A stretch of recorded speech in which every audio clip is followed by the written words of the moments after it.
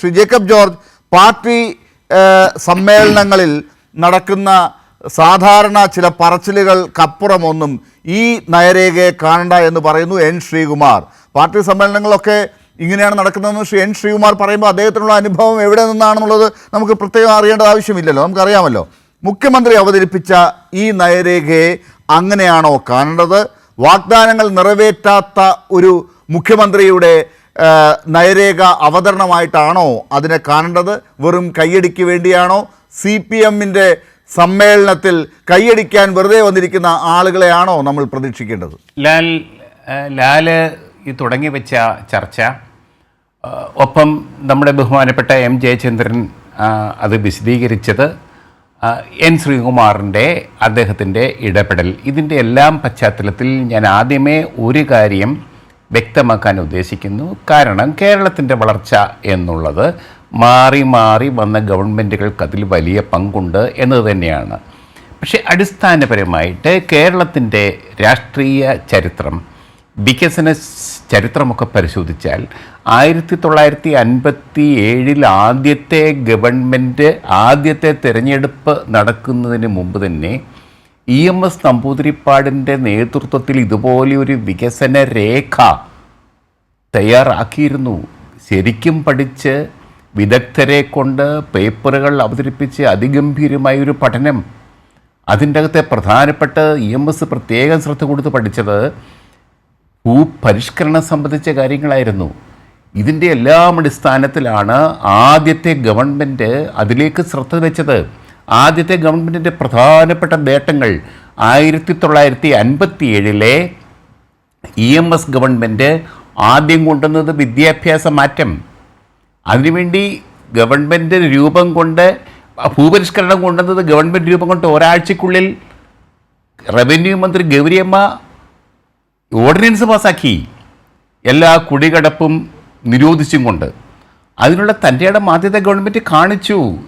ശ്രീകുമാർ പ്രത്യേകം ശ്രദ്ധിക്കണം, അതൊക്കെയാണ് തുടക്കം, വലിയ തുടക്കമാണ്. അതിൻ്റെ അകത്ത് വലിയ ബൗദ്ധികമായ ഒരു ഇടപെടൽ അന്നത്തെ കമ്മ്യൂണിസ്റ്റ് പാർട്ടിയുടെ, അവിഭക്ത കമ്മ്യൂണിസ്റ്റ് പാർട്ടിയുടെ നേതൃത്വത്തിൻ്റെ ഭാഗത്ത് നിന്ന് ഉണ്ടായിട്ടുണ്ട്. നമ്മളത് മറന്നു പോകരുത്.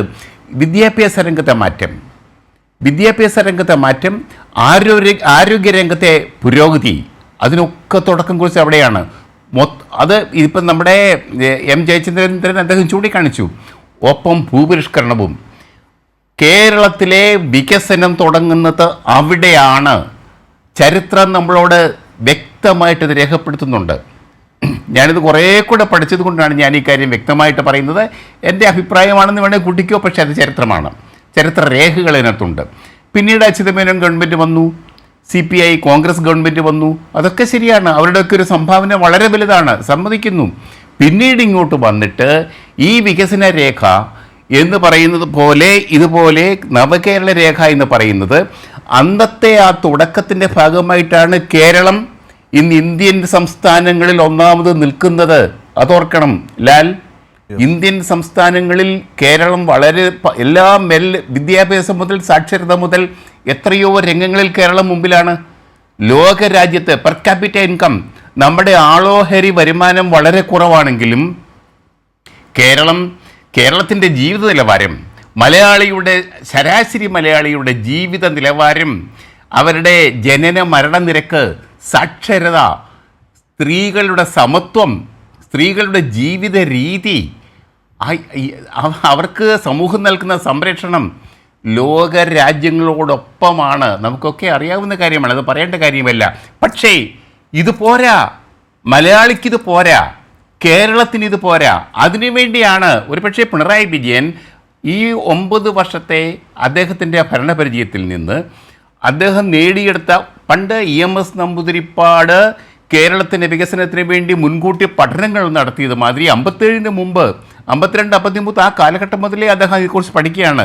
ആ കേരളം രൂപം കൊള്ളുമ്പോൾ, ഐക്യ കേരളം രൂപം കൊള്ളുമ്പോൾ കേരളത്തിൻ്റെ വികസനം ഏത് ദിശയ്ക്കായിരിക്കും എന്നൊരു ലക്ഷ്യബോധം EMS നമ്പൂതിരിപ്പാടുണ്ടായിരുന്നു. ഒരുപക്ഷേ ഇന്നത്തെ മുഖ്യമന്ത്രി പിണറായി വിജയൻ അതേ തരത്തിലുള്ള സമാനമായ ഒരു കാഴ്ചപ്പാടോടെ അദ്ദേഹത്തിൻ്റെ പ്രായോഗിക പരിചയത്തിൽ നിന്ന് പുതിയൊരു കാഴ്ചപ്പാട് കൊണ്ടുവരികയാണ്. ഈ രേഖയിലൂടെ ഇതിന് കാലിക പ്രസക്തിയുണ്ട്. നമ്മൾ എന്തൊക്കെ പറഞ്ഞാലും ശ്രീകുമാർ പറയുന്ന അദ്ദേഹത്തിൻ്റെ രാഷ്ട്രീയമുണ്ട്. പക്ഷേ എന്തൊക്കെ രാഷ്ട്രീയം പറഞ്ഞാലും അദ്ദേഹത്തിൻ്റെ കാഴ്ചപ്പാട് വളരെ പ്രസക്തം തന്നെയാണ്. ഇനി കേരളം ഇങ്ങനെ പോയാൽ പോരാ. ഇനിയും കേരളത്തിന് വളരണമെങ്കിൽ സാമ്പത്തിക പുരോഗതി വേണം. നമ്മുടെ ആളോഹരി വരുമാനം വർദ്ധിക്കണം. നമ്മളിപ്പോൾ ഒരു സാധാരണ കുടുംബം നോക്കിക്കേ. സാധാരണ ഒരു കുടുംബത്തിൽ ഒരു അസുഖം വന്നാൽ, ഒരാൾക്ക് ഒരു ക്യാൻസർ വന്നാൽ കുടുംബം തകരും. അവൻ്റെ വരുമാനം കൊണ്ട് അവൻ്റെ കുടുംബം നിലനിർത്താനാവില്ല, അവൻ്റെ ജീവിതം നിലനിർത്താനാവില്ല. അത്തരം വലിയ രൂക്ഷമായ സാമൂഹിക പ്രശ്നങ്ങൾ, സാമ്പത്തിക പ്രശ്നങ്ങൾ കേരള സമൂഹത്തെ അലട്ടുന്നുണ്ട്, മലയാളിയെ അലട്ടുന്നുണ്ട്. ഇതിനെയൊക്കെ നേരിടാൻ പുതിയൊരു നവകേരളം തന്നെ വേണം എന്ന് തന്നെയാണ് എൻ്റെ അഭിപ്രായം. അതിൽ ഞാൻ കമ്മ്യൂണിസ്റ്റ് പാർട്ടിയാണെന്നോ കോൺഗ്രസ് പാർട്ടിയാണെന്നോ കണ്ടിട്ടല്ല. എൻ്റെ ഒരു നിരീക്ഷണം, കേരളത്തിനൊരു പുതുമ ആവശ്യമാണ്. കേരളത്തിലെ വിദ്യാർത്ഥികളുടെ വിദ്യാഭ്യാസത്തിന് നല്ല സാഹചര്യങ്ങൾ ഉണ്ടാവണം. ഉയർന്ന വിദ്യാഭ്യാസ സൗകര്യങ്ങൾ കേരളത്തിൽ ഉണ്ടാവണം. അന്തർദേശീയ രംഗത്ത് വിദ്യാഭ്യാസ രംഗത്തുള്ള മാറ്റങ്ങൾ അത് ഉൾക്കൊള്ളാൻ കഴിയണം. പക്ഷേ ഈ ഫീസ് കൊണ്ട് കേരളത്തിലെ വിദ്യാഭ്യാസം, ഞാൻ പറയട്ടെ, ഒരു സമയമുണ്ട്, 1 മിനിറ്റ് ഇവിടെ. അതായത് നമ്മുടെ എൻട്രൻസ് ഒക്കെ പഠിക്കണമെങ്കിൽ +2 പഠിക്കുന്ന കുട്ടികൾ സാധാരണ എൻട്രൻസ് പഠിപ്പിക്കുന്ന കോച്ചിങ് സെൻറ്ററുകളിൽ ഒരു വർഷത്തെ ഫീസായിട്ട് 2 ലക്ഷം രൂപയാണ് കൊടുക്കുന്നത്. അത് കഴിഞ്ഞിട്ട് എഞ്ചിനീയറിംഗിന് അഡ്മിഷൻ കിട്ടുന്ന കുട്ടികളോ തിരുവനന്തപുരത്തെ CET college of engineering Thiruvananthapuram തുടങ്ങി കേരളത്തിലെ എല്ലാ ഗവൺമെൻറ് കോളേജുകളുടെയും ഒരു സെമസ്റ്ററിലെ ഫീസ് എത്രയാണെന്ന് അറിയാമോ? 6500 രൂപയേ ഉള്ളൂ. 6500 രൂപ. അതായത് 4 സെമസ്റ്റർ, 8 സെമസ്റ്റർ, 4 വർഷം. ഒരു വിദ്യാർത്ഥി 4 വർഷം കൊണ്ട് എഞ്ചിനീയറിംഗ് പൂർത്തിയാക്കുമ്പോൾ ആ കുട്ടിയുടെ രക്ഷിതാവ് കൊടുക്കുന്ന ഫീസ് ഒരു 50,000 രൂപയാണ്. ലോകത്തെവിടെയെങ്കിലും ഇതുപോലെ വിദ്യാഭ്യാസ രംഗം ഉണ്ടോ? ലോകത്തെവിടെയെങ്കിലും ഇങ്ങനെ എഞ്ചിനീയറിംഗ് പഠിക്കാൻ പറ്റുമോ? അതാണ് കേരളത്തിൻ്റെ പ്രത്യേകത. പക്ഷേ ഇത് മാറണം. ഇത് മാറണം എന്ന് തന്നെയാണ് എൻ്റെ പക്ഷം. ഒരു പക്ഷേ അതിനെയൊക്കെയുള്ള കാഴ്ചപ്പാടായിരിക്കണം ഈ വികസന രേഖയിൽ ബഹുമാനപ്പെട്ട മുഖ്യമന്ത്രി പിണറായി വിജയൻ ചൂണ്ടിക്കാണിച്ചത്.